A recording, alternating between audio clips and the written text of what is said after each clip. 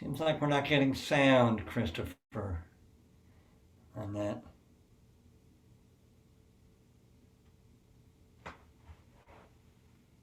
Sorry, 1 second. Let me try again. Sure enough.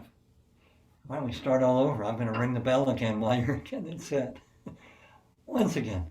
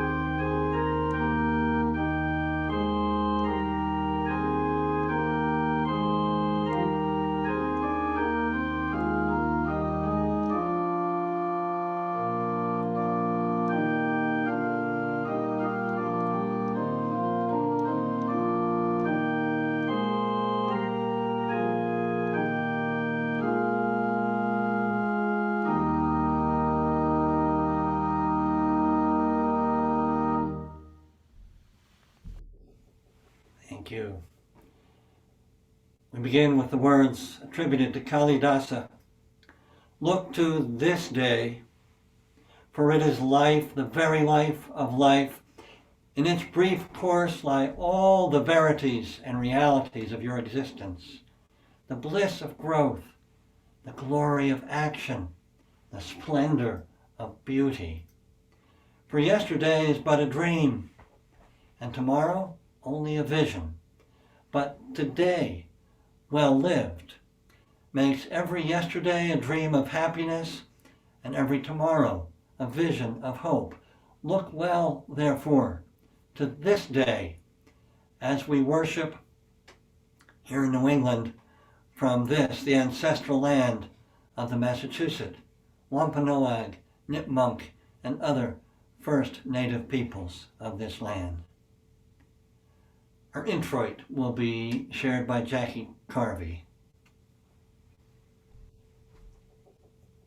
I'll be filling in for Jackie this morning. Amen. Thank you, Christopher.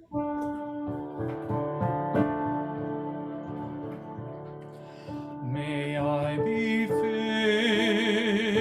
with loving kindness. May I be well. May I be filled with loving kindness. May I be well. May I be peaceful and at ease. May I be whole. Our chalice lighting words this morning from Patience Gardner. Thank you, Patience. Go ahead. Words for chalice lighting this morning are from Sophia Lyon Foz. For so the children come, and so they have been coming, always in the same way they come, born of the seed of man and woman. No angels herald their beginnings, no prophets predict their future courses, no wise men see a star to show where to find the babe that will save humankind. Yet, each night a child is born is a holy night. Fathers and mothers sitting beside their children's cribs feel glory in the sight of a new beginning. They ask, where and how will this life end? Or will it ever end?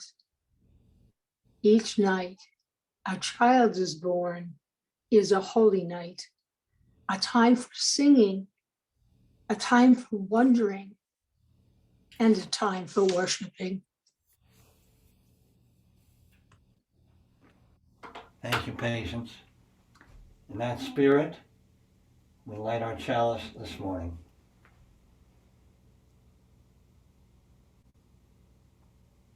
Each night a child is born is a holy night. Our opening hymn, which I believe will be led by Rich Jensen, is number 34 in your gray hymn books, Though I May Speak with Bravest Fire. If you've got a hymn book or you've downloaded the hymn, sing at home, please. Though I May Speak with Bravest Fire. Though I may speak with bravest fire, and have the gift to all inspire, and have not love, my words are vain, as sounding brass, and hopeless gain. Though I may give all I possess, and striving so my love profess, but not begin by love within, the prophet soon turns strangely thin. Come, Spirit, come, our hearts control, our spirits long to be made whole. Let inward love guide every deed. By this we worship and are freed.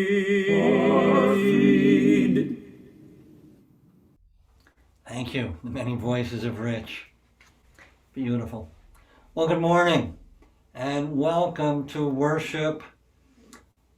Old Ship Church, First Parish and Hingham worship from our respective homes, and all of us gathered wherever we are, far and wide. It's good to see you on my screen, knowing that we're together, really are together. I've never much liked the word virtual when it comes to all of this, because it's real. It's still real, just in a different way. So I'm Reverend Ken Reed Brown. My pronouns are he, him, his. I'm the minister of our First Parish in Hingham Old Ship Church, Unitarian Universalist. If you have happened upon us this morning and you are new, or you've been coming just a few weeks, we are delighted to have you among us. We look forward to getting to know you as best we can in this way, and eventually in person, of course, when that becomes possible. And we hope that you will be looking to get to know us through our worship services and other events, and at our Old Ship website, oldshipchurch.org. So again, welcome this morning on this, snowy day here in Hingham, anyway, and in the Northeast. So just a couple of announcements. After the service, as most of you may know, by now there will be a continuation on this same Zoom link, continuation for the purpose of a conversation led by Deb Weiner, this year's interim religious education consultant, who will be sharing the conduct of this morning's service as we go along. That conversation, once we settle into whomever is staying, will last till about 1 or 1:15. Please stay if you can. You absolutely don't have to have children in the program right now. Religious education is a ministry of our entire congregation for the entire congregation. I'll certainly be hanging on and being part of that conversation. And the last time we had one of our own children in religious education was, around 15 years ago. So makes no matter. Deb will be asking us to share stories, to share our concerns or worries, share our hopes, our ideas. It promises to be an interesting and enjoyable time. So again, stay as long as you can, hopefully for the entire time up until a little after 1 o'clock.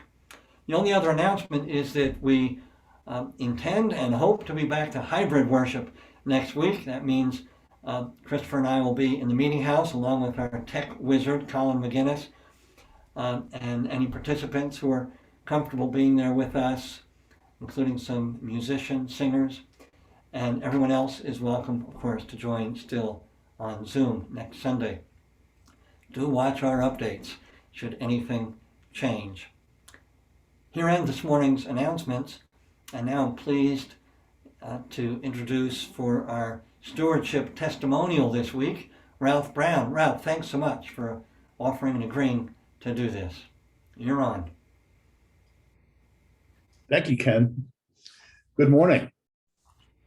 Many of you know that I am a sailor.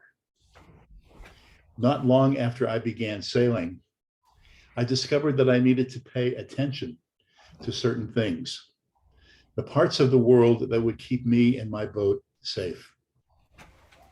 First, I needed to pay attention to the tides so that I wouldn't run aground. I needed to pay attention to the wind, too, the natural force that moved my boat. I needed to pay attention to the currents underneath me, and I needed to learn how these parts of the world around me connected with each other, that the tides were connected to the movement of the moon and the sun above the earth. As I learned about these, I came to understand that these forces surrounded me. I stood in my boat on the ocean surface and looked up to see the elements that governed these forces. I came to understand that these forces were part of the world in which I lived, and that I was part of this world too. I came to understand that I was a part of something larger than me. I am a Unitarian Universalist. I have been a member of this Old Ship congregation for 17 years. When I first came to Old Ship, I encountered the principles and sources of Unitarian Universalism. These seemed to me to connect this religion to what had become my understanding of the natural world and my place in it. This principle, the last of the 7 principles, speaks to these feelings of connection. Respect for the interdependent web of all existence, of which we are a part. I am a part of this Old Ship community. It is larger than me. The people in it surround me. They support me, nurture me, challenge me, make me laugh, help me cry. They show me that I am loved. I need to give that back. I need to make it clear to these people that I am part of this community, that I want to support them, nurture them, make them laugh, and help them cry. There are many ways I do that. One important one is to give money. I make a point of giving what for me is a significant amount of money to help this community do what it wants. I have heard the Finance Committee ask us to increase our pledges this year by 20%. That is a stretch for me, but I am willing to stretch. We all have a lot of stretching to do this year.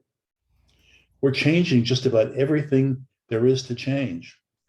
A new minister, a new director of religious education, a new president, a new effort for our parish house. Whew. But we're strong because each of us is a part of something that is larger than ourselves. Thank you. Oh, thank you, Ralph.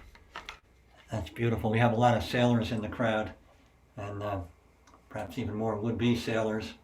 Your image captures us, and I know our finance committee so appreciates your willingness to stretch. That's so important for a number of reasons. One, because not everybody can. Those on fixed income, smaller incomes may not be able to. So those who can, that will make the difference. We each give according to our ability and commitment. Thanks, Ralph. Thank you. Well, a psalm for all ages. You're going to be noticing, if you haven't already, that over these next months, you'll be hearing some of my favorites, which I hope are, for some of you anyway, some of your favorites. And this one we have sung off and on for many years. It's about community, because today, one of the things, well, really every Sunday we do this, but today in particular, Deb Weiner and I will be talking about the power of community when it comes to religious education.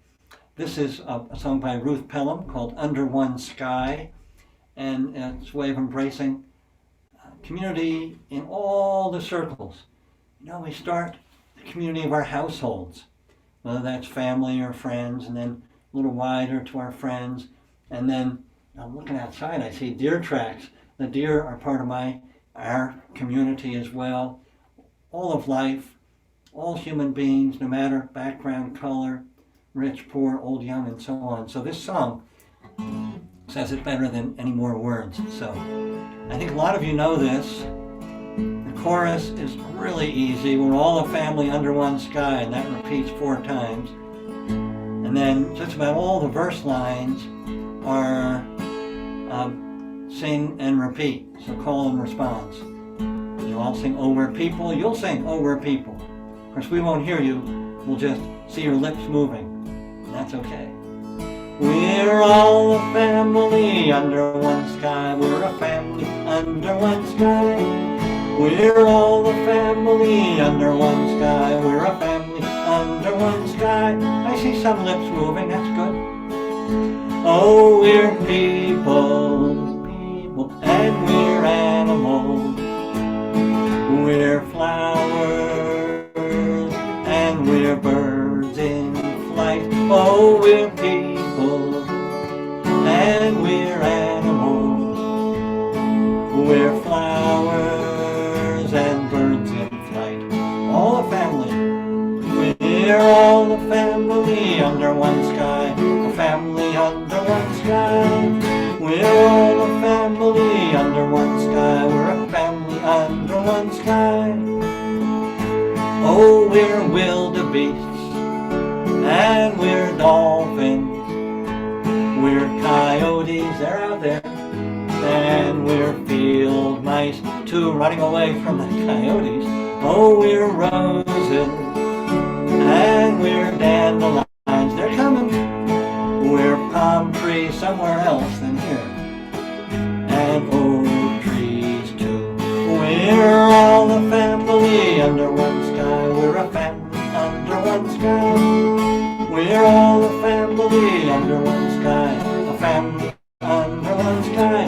Oh, we're Africans and we're Asian. We're Americans and Europeans too. Doesn't matter where we come from. We're a family under one sky. Oh, we're Hindus and we're Buddhists. We're Taoists and we're pagans too. Oh, we're Jewish and we're Christians. We're Muslims, you know what's coming? And you used to. We're all a family under one sky. A family under one sky. We're all a family under one sky. We're a family under one sky. And right here at Old Ship, oh, we're elders and we're middle-aged. We're children and we're babies too.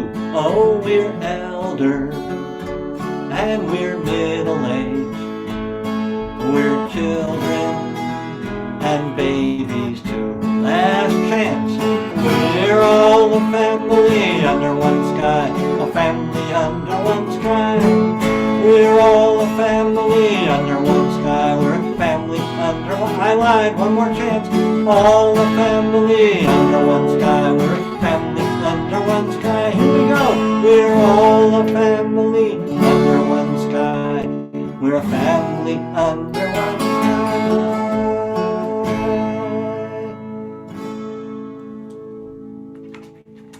As we indeed are. Thank you. I saw lots of lips moving. I'm guessing that something was coming out of those lips. Thanks for joining in. All a family under one sky. And it is in that spirit, of course, that we share our joys, sorrows, and concerns each week, because we are one community, which is a sort of family here at Old Ship. Joys, sorrows, and concerns. Eileen McIntyre has sent one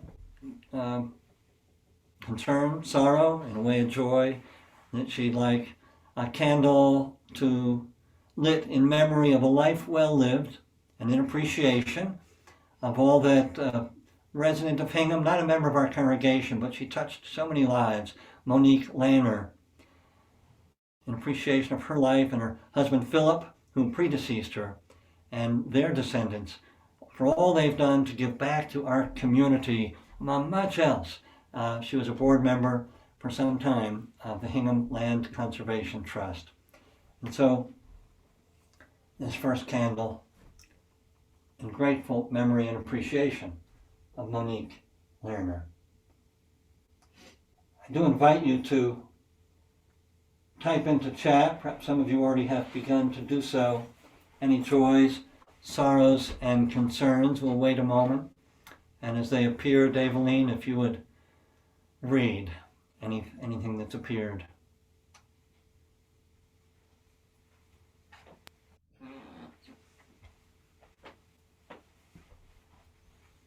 You see anything, Daveline? Not yet. Okay. I'm just going to pause and let us be in silence. And if someone has a joy, sorrow, or concern, type it in, and I'll light a candle.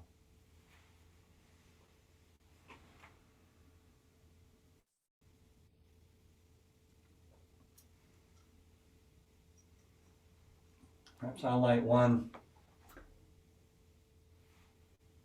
in hopes that everyone has been safe and been able to stay warm during this storm here. And I know not everybody on our call here is in New England, but many are.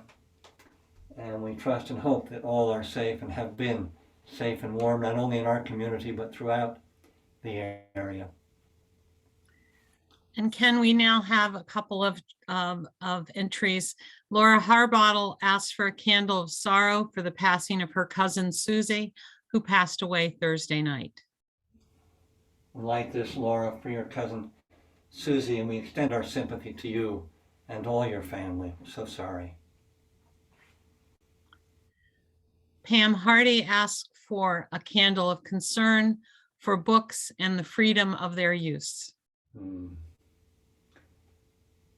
Amen. A candle of concern from Pam and the freedom of books.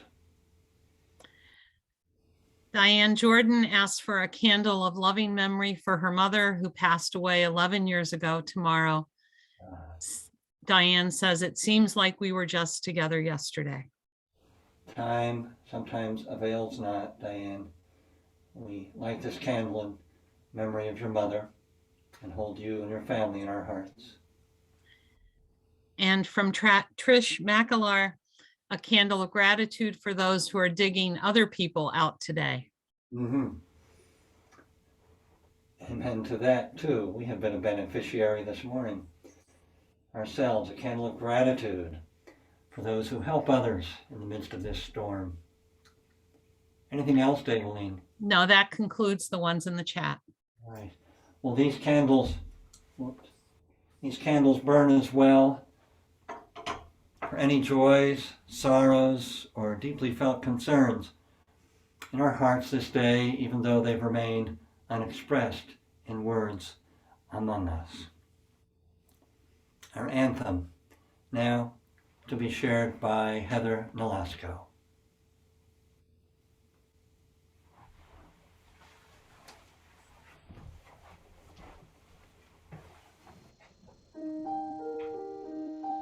Der Schnee, der gestern noch in Fügchen vom Himmel fiel, wird nun gerollen heut als Glühchen. Am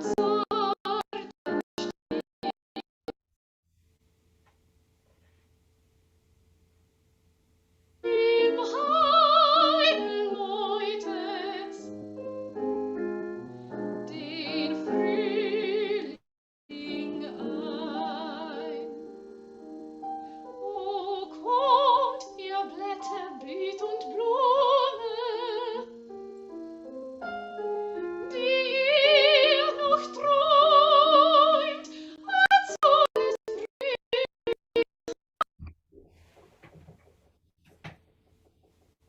kommt ungesäumt.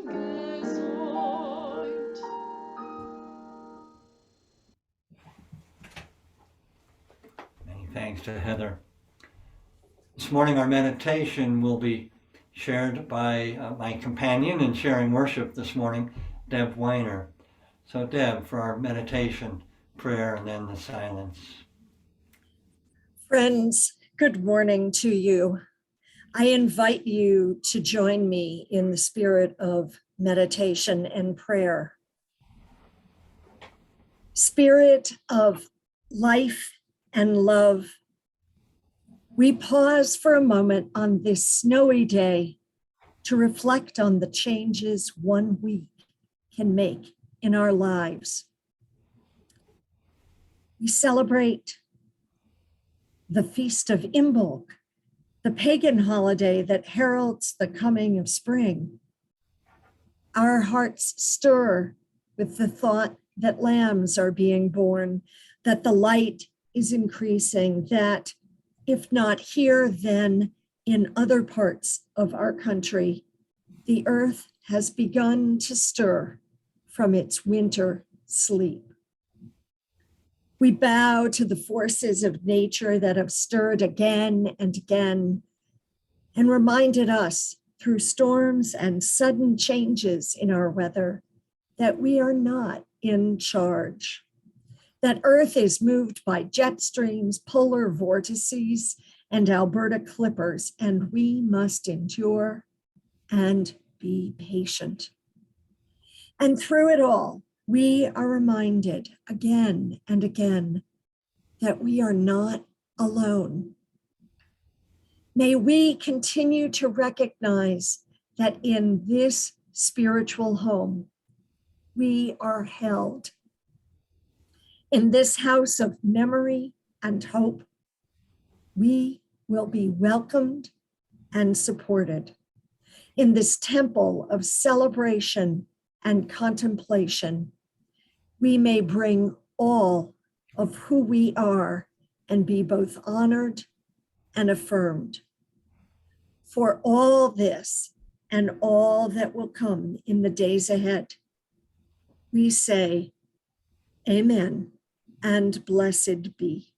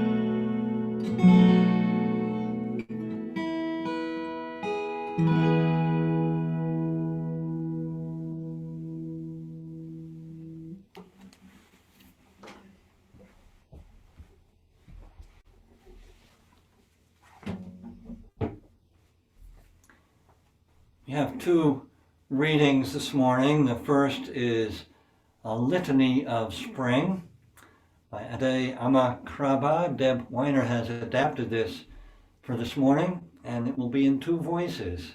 So Deb.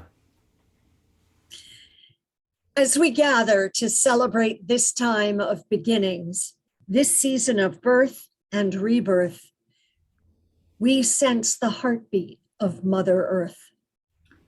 Even with early springtime comes the blossoming of bulbs, a time of setting down roots under the snow, and renewal of the ever-emerging patterns of life as we hear the heartbeat of Mother Earth.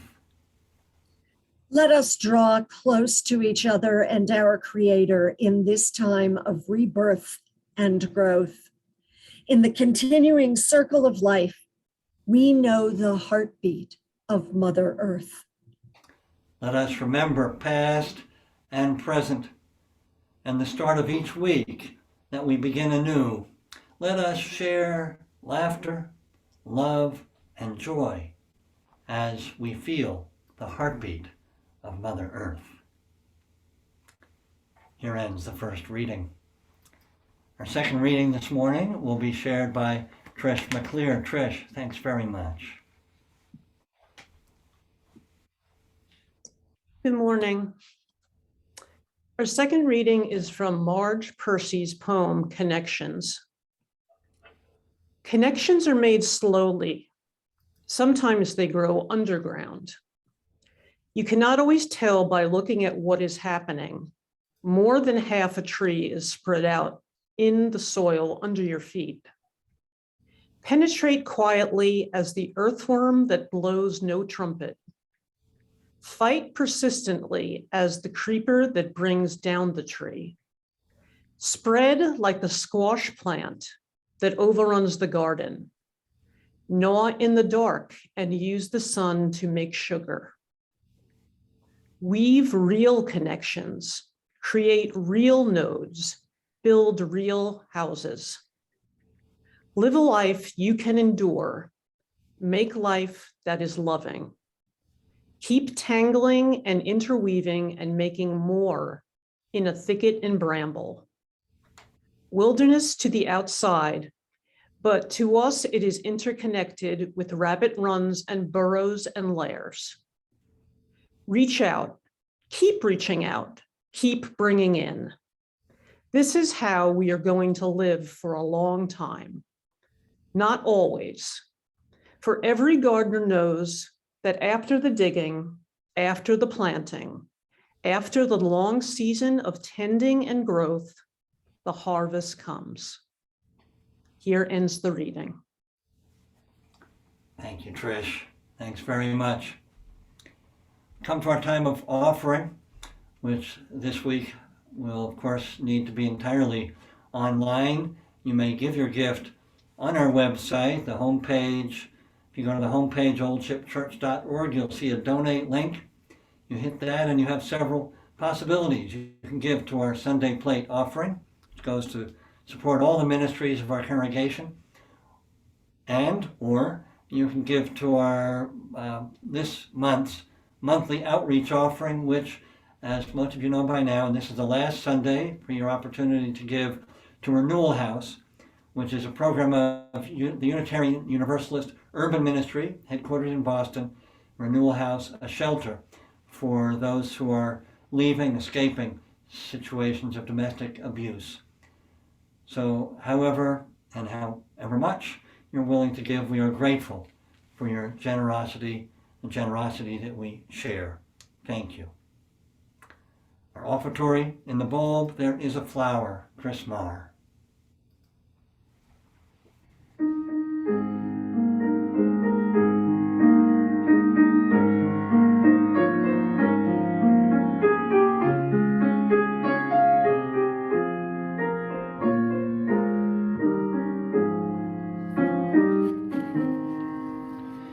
In the bulb there is a flower, in the seed an apple tree, in cocoons a hidden promise, butterflies will soon be free. In the cold and snow of winter there's a spring that wants to be unrevealed until its season, something God alone can see.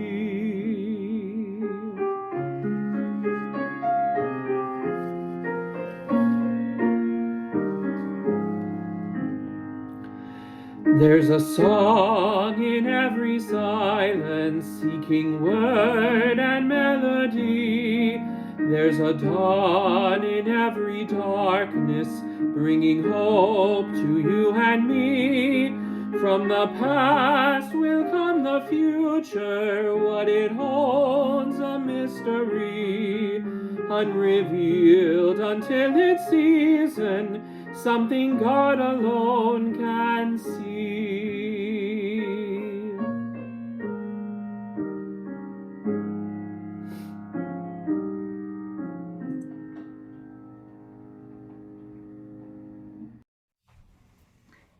Thank you, Chris. So Deb Weiner and I are sharing this morning's sermon. Deb's going to go first, and then I'll have my words to say. You know, what were we thinking a few weeks ago when we chose to title this Beneath the Deep Piled Snow? I just don't know. But we did, and here we are. We take neither credit nor blame. It's been a pleasure to work with Deb, as many of you have, and as I have these months, and delight to work with Deb to prepare this morning's service. So Deb, you are on. Thank you. Thank you. What I want to say, Ken, is that we were mind readers. Clearly that was the case, right? Friends, I am so glad to be with you on this day, and thank you for being here to worship and celebrate with us. And I do hope that you will stick around for our conversation after the service as well. Indeed, this is entitled Beneath the Deep Piled Snow. Well, I want to start with a story, as I often do. My grandfather, Frank Racine, decided late in life that he should abandon his first career as a school principal to become a farmer. He had this wish to raise dairy cows, and not only that, to grow all manner of things. And so it was that as a small child, I'd be bundled into the back seat of the family DeSoto for the drive to Cuddybeckville, New York, to the farm. I would spend hours outside under the tall catalpa trees with their pods hanging down, crawling around in the grasses between the farmhouse and the barn, picking wild strawberries that were hiding, just waiting to be shoved into my mouth. I'd go out into the lower garden, running behind my grandfather's plow, helping to plant potatoes, or later in the summer to pick corn from the tall stalks.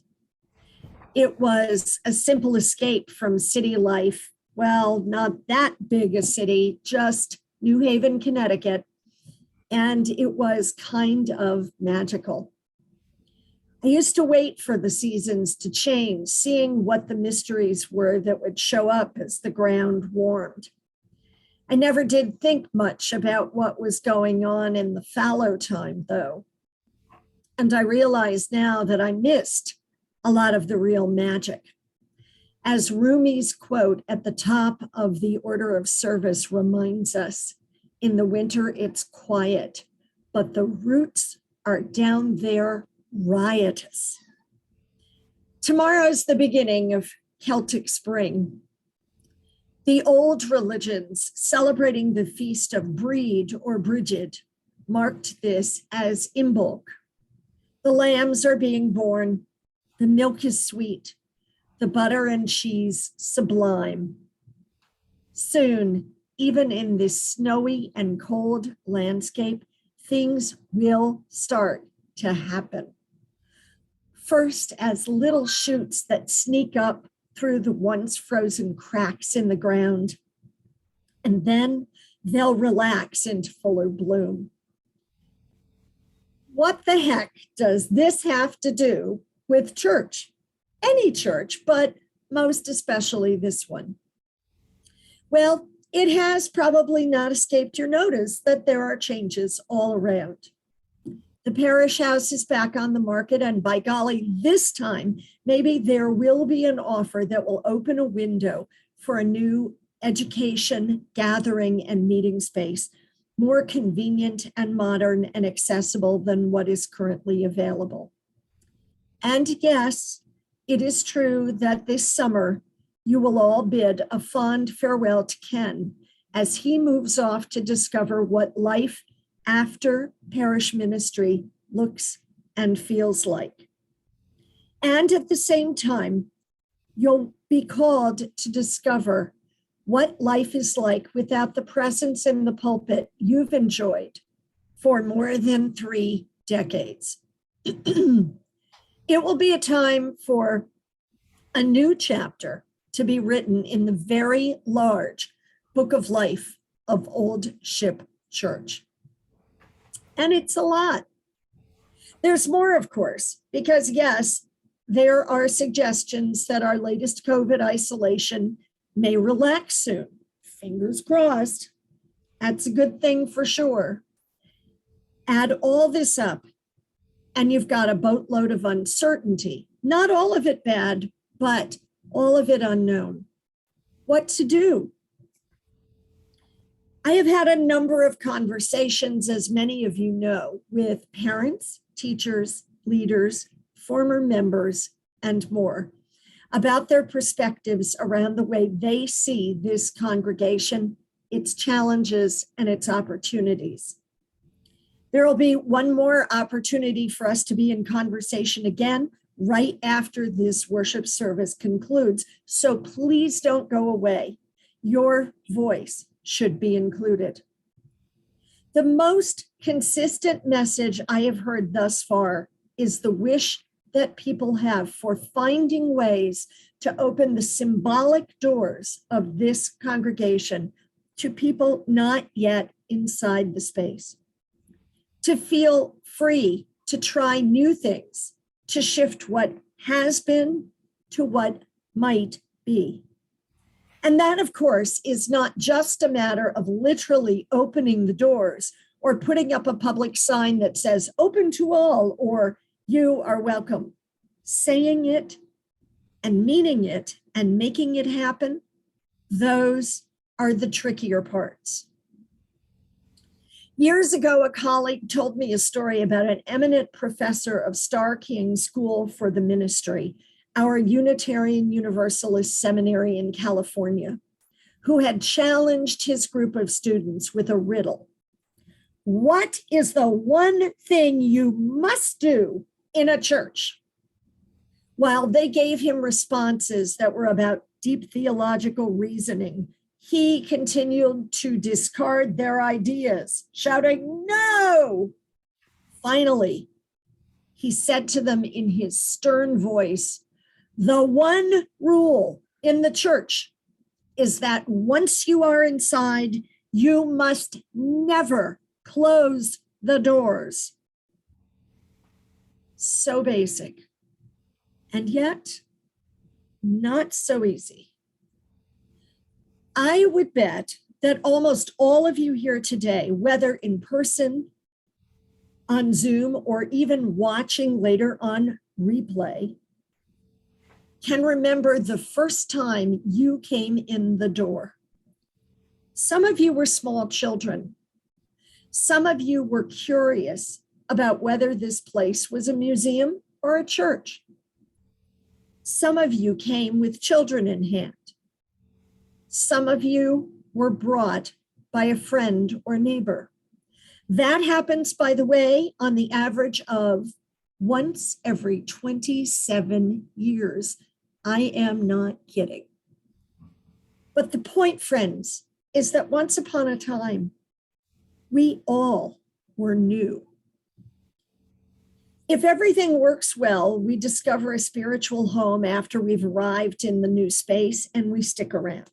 And then we start to make connections in ways that engage us in the deeper life of the congregation. Covenant groups or chalice circles, adult education, social justice work, or the area that most draws me, lifelong religious education. However you approach it, there have to be ways for you and those who travel with you to set down roots, something to hold you in this place. We don't really have to wait for all the changes to take place at Old Ship, because those who have been carrying forward this church's religious education program can tell you firsthand how it's been happening this year.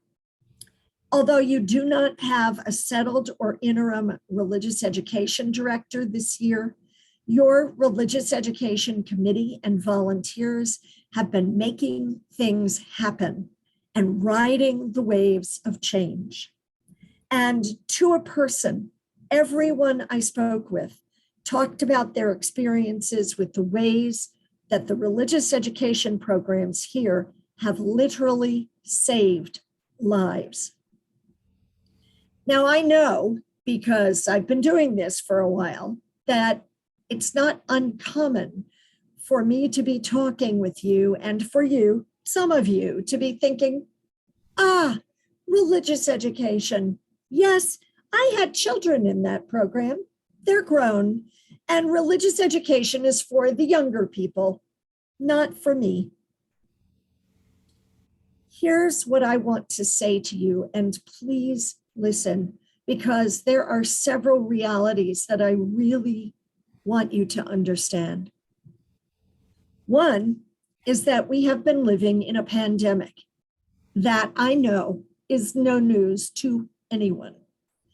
And the people who have been hardest hit, they are the ones who are actively parenting right now. They are the ones who have been trying to homeschool their kids, to keep them connected to their friends, even when they couldn't be with them, to find safe places to go, to not have them fall apart, quite literally, because of isolation. Friends, these are not the people who are in a position to also be running your religious education program. The other part of the story, however, is about legacy, something I know many of you care about, particularly in this time of great transition. I know that you are wondering what Old Ship Church will be like after Ken retires. I know that some of you cannot imagine this place without him. And I believe that many of you are wondering what will happen to this church in this time of great change.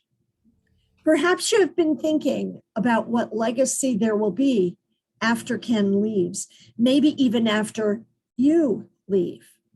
Lots of people think about this stuff in terms of money, like the ways in which you make a legacy gift to an organization you care about. And I'm not saying that's unimportant. But there's a more present kind of legacy, the one that has to do with how this congregation will not only endure, but prosper after you have gone. That is about building a living legacy. The way that this congregation will live on is through the newcomers and the members and children who are a part of it. As some smart person, I think it was Ken Reed Brown, said, the continuity is the community. Friends, there are a lot of magical things that happen in nature. Growing a community and sustaining a religious education program aren't on that list. Those things happen by intentionality, by inviting your neighbors and your loved ones in. And once they are here, being open to the unique gifts and, yes, even the changes that are brought by those people.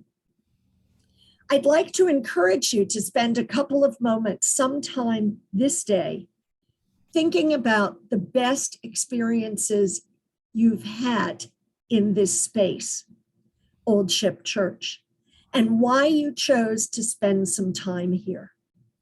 And then to take a piece of that and to offer it to someone who isn't here right now. That's not proselytizing, it's sharing. And sharing what you care about, that is an act of love. That is the kind of love that can help those roots go down deep, where indeed they will be doing riotous things, even underneath the winter snow. Ken, over to you.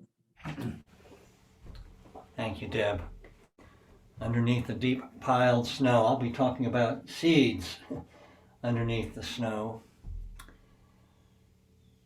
I begin too with a bit of a story. My parents joined the South Nassau Unitarian Church in Freeport, New York, out on Long Island, at an awkward age. It was not an awkward age for them. It was an awkward age for me. I was about 11 years old and kind of a shy kid. Up until then, I had attended, I don't recall how often, it was probably fairly frequently because it's what you did. I attended Sunday school at the Rockville Center Presbyterian Church, a couple towns over, where my parents have been members and where their parents, my father's parents, have been members. As for Sunday school at the Unitarian Church, this was just before merger, by the way, with the Universalists. Well, I only remember attending once. It's not terrible, but it wasn't a happy memory particularly. I did, however, spend many pleasant Sundays sitting in a back pew with my dad and my mom, one or both of them, in the very modern church building they had just constructed not long before we arrived. Dad often taking notes on the back, about the sermon on the back of the order of worship, and my own piano teacher, Ray Coos, leading the choir at the front. It felt safe and pleasant. That order of worship. That order of worship. On the cover of the order of worship was a circle of symbols representing the world's religions. It was inspired by that my 15th anniversary with you, our 15th anniversary, this stole was created with symbols. You can't see them all from the world's religions. So every Sunday we saw that circle of religious symbols on the order of worship.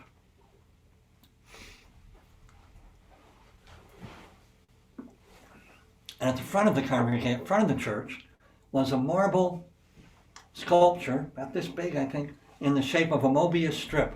You know, it's the twisted ring that really has no inside or outside. It's in the shape of infinity, and that ended up on the, well, I'm not going to try to lift it up, on the back of this stole that you gave me.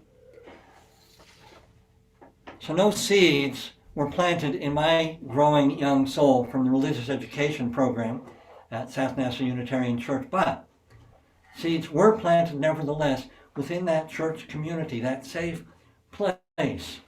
Seeds that, maybe I don't have to say it, eventually led me right here. And in these past 35 years among you here at Old Ship, I have indeed seen the power and beauty of seeds planted in the midst of our religious education programs for children and youth. Susan and my children, to begin with, Sandra, Adam, Eliza, along with many of your children, many now grown into beautiful, ethically and spiritually grounded adults. We see the early shoots of such growth from spiritual seeds planted in our children every time we celebrate one of our coming of age groups at the end of their year-long program, roughly in middle school age. And one after another, these young people on the cusp of approaching adulthood, they share their faith statements, their credos, and many tears might be shed by those observing, listening. I see it again in those just a few years older, the same kids, a few years later, when I gather with them and usually our religious education director for a breakfast as they approach the end of their senior year in high school. And we ask them to share their worries, their hopes, their fears about the years to come, as well as we ask them also to share their values and gifts that they feel that they bring to this next chapter of their lives, whatever it might be, whether college, work, whatever it might be, and maybe more tears at that time. Tears. What kind of tears? Tears of gratitude and appreciation, with awareness that whatever else we do as a Unitarian Universalist community, we have surely done something right and inestimably important when it comes to helping, along with their parents, of course, helping our children and young people grow into the rest of our lives. What could be more important than that? And none of this happens in a vacuum. It happens in community. Community which creates safe space for our children, our youth, not to mention for the rest of us. Safe space to discover who we are, at levels deeper than surface appearances. Who they are spiritually, who they are when it comes to gender identity, to what they believe, to how they want to live. Safe space for all of this discovery. Now, as Deb mentioned, religious growth and learning isn't just about the young people in our community. It's for adults, too. And in recent weeks, a number of us, almost 40, have been reading together and talking about the Hindu text, the Bhagavad Gita. At the outset of this text, as many of you know, the warrior Arjuna, he collapses with doubt and uncertainty, just as a great battle is about to begin between forces of good and evil, but he has family members on both sides of the battlefield, and he can't imagine what good could possibly come from this. Well, fortunately for Arjuna, his charioteer, we should all be so lucky, was Krishna, who was an incarnation of the god Vishnu. Pretty good stuff. Turns out we are all incarnations, but that's another part of the story. Anyway, Arjuna's charioteer, Krishna, proceeds in the midst of Arjuna's doubt to instruct him 18 chapters worth before the battle begins. The battle, by the way, is on the battlefield. It's a metaphor, friends. The battlefield of our lives. The struggles of our lives, the questions of our lives. That's the battlefield of the Bhagavad Gita. And the root of Arjuna's problem is indecision, his doubt.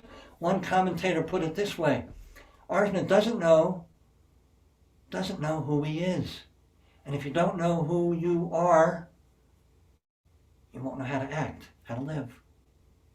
Who you are as an individual, surely with particular gifts, skills, roles to play in life, duties, we might say, of the best sort. Dharma is the Sanskrit word. But also who you are as part of a larger whole. Ralph talked about that earlier. Who you are as part of a larger whole. Call it what you will. Brahman is the Sanskrit word. Krishna, God, or call it cosmos. Call it, as Ralph reminded us earlier, in the words of our seventh principle, the interdependent web of existence of which we all are a part. So Krishna plants 18 chapters of seeds in the heart and in the life of Krishna. Different sorts of reminders to Arjuna so that he can discover, realize who he truly is, and therefore how he would want to act, to live.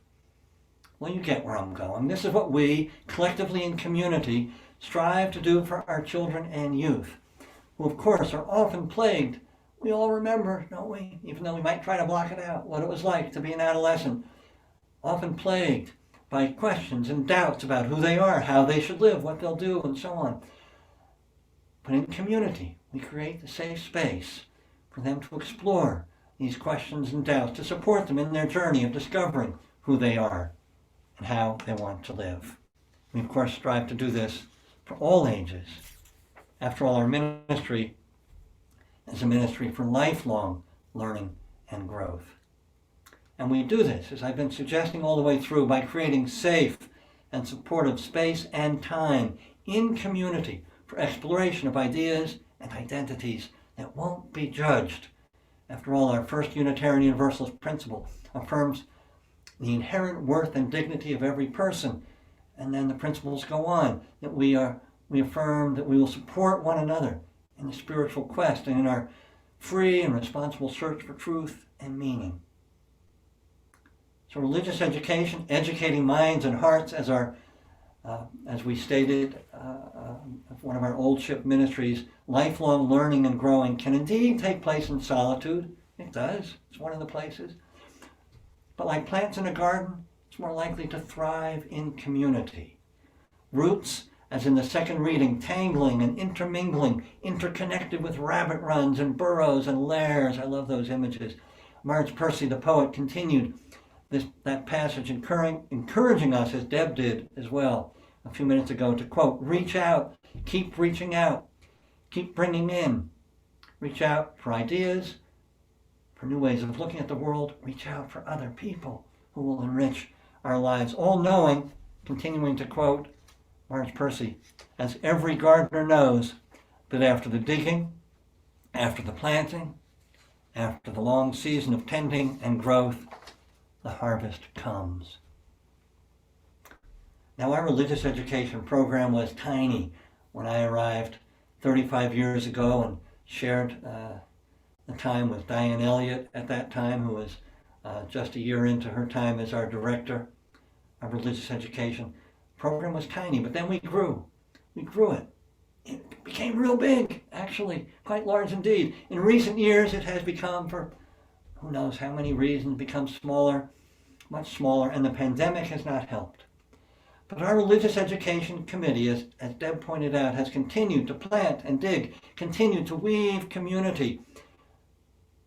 This said, as Deb also reminded us, the entire Old Ship community is invited to be part of this weaving, this planting and digging, so that the next seasons of flourishing, harvest, and the next season after that of harvest, as they will arrive. Remembering, too, that community is never a static thing. Continuity, as someone said, is community. Generationally overlapping. Hands passing it along to hands, hearts to hearts, moving hearts. So not only here and now, but over time and change and transitions of all sorts. And sometimes, maybe much, if not most of the time, we won't see the flourishing of a life beautifully well lived that we had a hand in tending and encouraging years and years ago. Just as whomever it was who decided to put that circle of religious symbols on the program at South Nassau Unitarian Church will never know, they may well be of blessed memory by now, will never know how the seed they planted had a formative role in the guy sitting with his dad and his mom in a safe place of a back pew, the guy who's been your minister for the past 3.5 decades. Well, I, for one, have deep, abiding trust in this Old Ship community's ability during this liminal time, this in-between time in the life of Old Ship, abiding faith in our community's ability to plant and nourish seeds beneath the deep-piled snow, seeds for all ages, as we grow into the next chapters, next era of our ancient congregation's life. It will be so. May it always be so.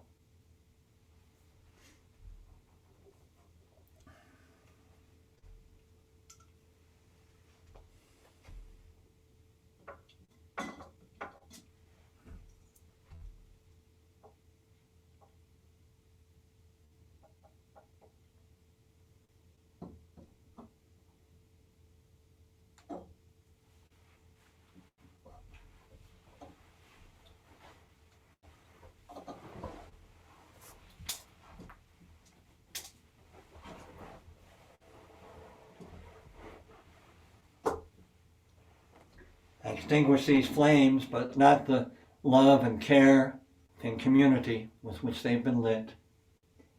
And I extinguish this, the flame of our chalice, the chalice of our living faith. I cannot extinguish that either. We carry that faith with us in our lives, in our hearts, and among us wherever we go. Our closing hymn, which will be led again by one of our soloists, Rising Green, number 1068 in your soft-covered green hymn book, or if you've downloaded it, 1068, Rising Green.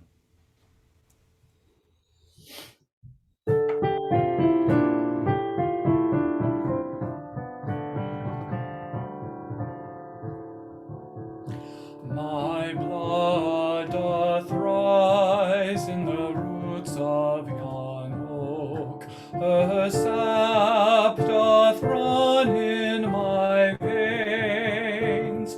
Boundless my soul, like the open sky, where the stars forever have lain. Where the stars forever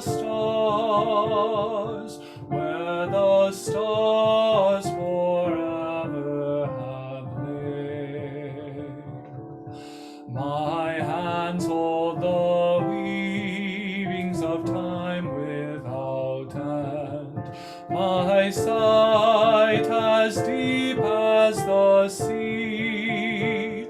Beating my heart sounds the measures of old, that of love's eternity.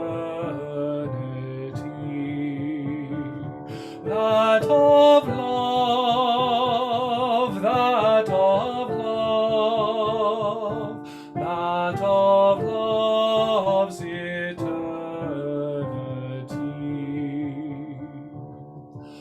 I feel the tides as they answer the moon, rushing on as far distant sand. Winging my song is the wind of my breast, and my love blows over the land. And my love, and my love, and my love blows over the land. My foot carries days of the old into new. Our dreaming shows us the way. Wondrous our faith settles deep in the earth, rising green to bring a new day. Rising green, rising green, rising green to bring a new day. Well, that wasn't just any old soloist. Thank you, Christopher, for sharing that closing hymn. May we, wherever we are and whomever we are, may we allow ourselves to become aware of the blessings of our lives. Whatever else our life may have brought to us, may we know the blessings, that we might turn and make of our lives a blessing to others, a blessing to life. Amen. Blessed be, so may it be. Go in peace, go in peace, go in peace. God bless you. May God's grace be with you.